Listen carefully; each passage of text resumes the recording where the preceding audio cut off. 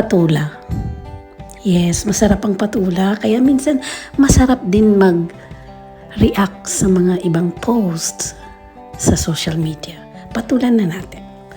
Tulad ng may nag-post, pag may business ka raw, huwag mo nang ipaalam. Te, nag-business ka pa kung isisikreto mo lang.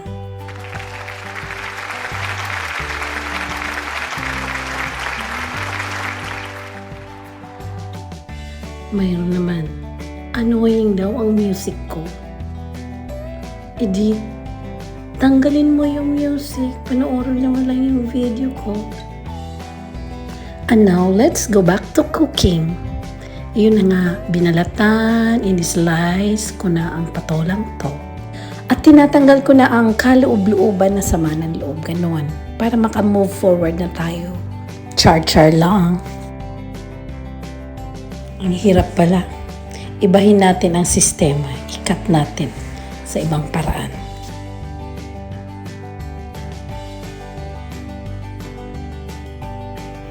Mas madali pala yung ganito.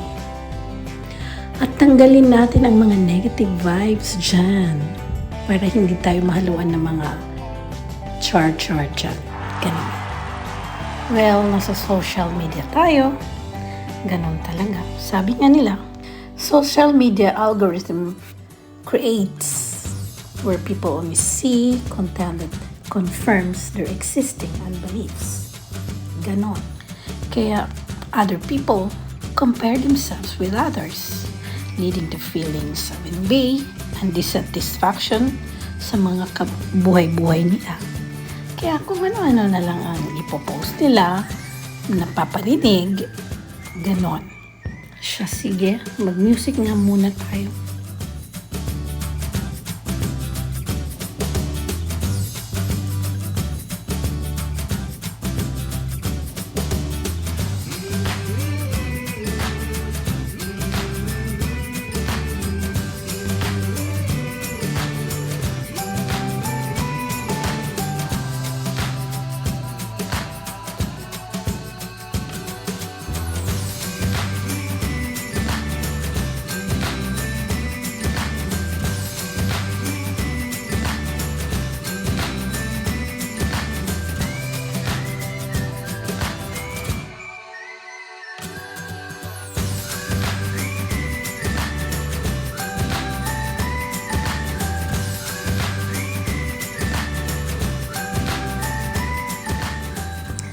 So, ayan na nga.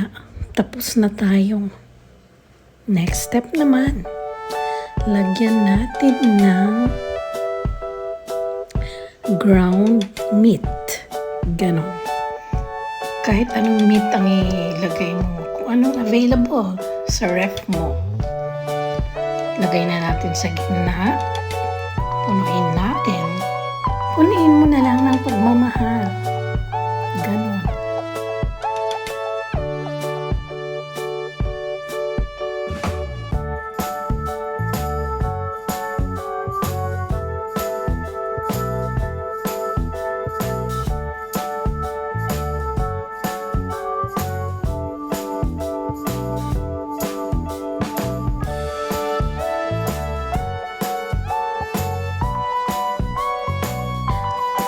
Same pa rin.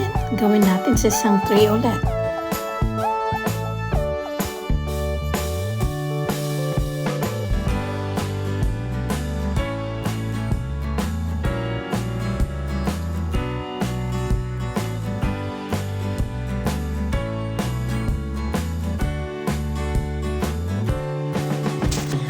And we are almost done. Olive oil. Lagyan natin.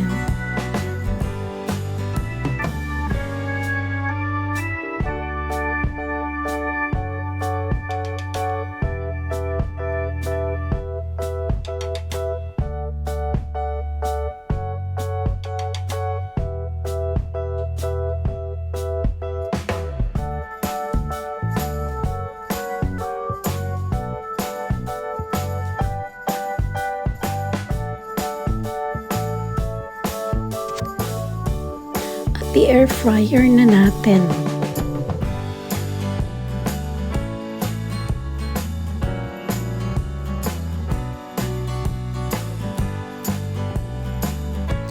baliktarin natin sa ibang side naman.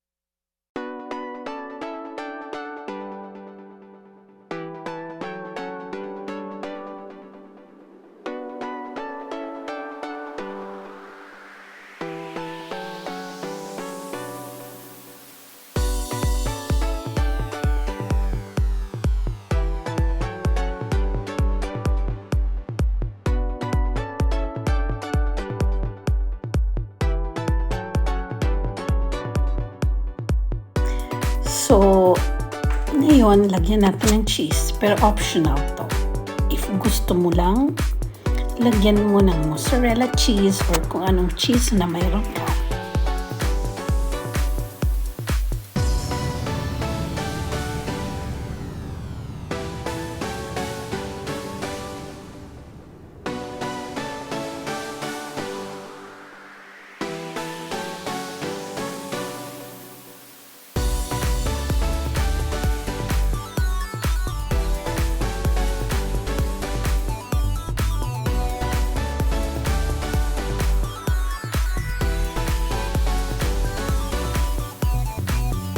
Tapos i-air fryer mo ulit.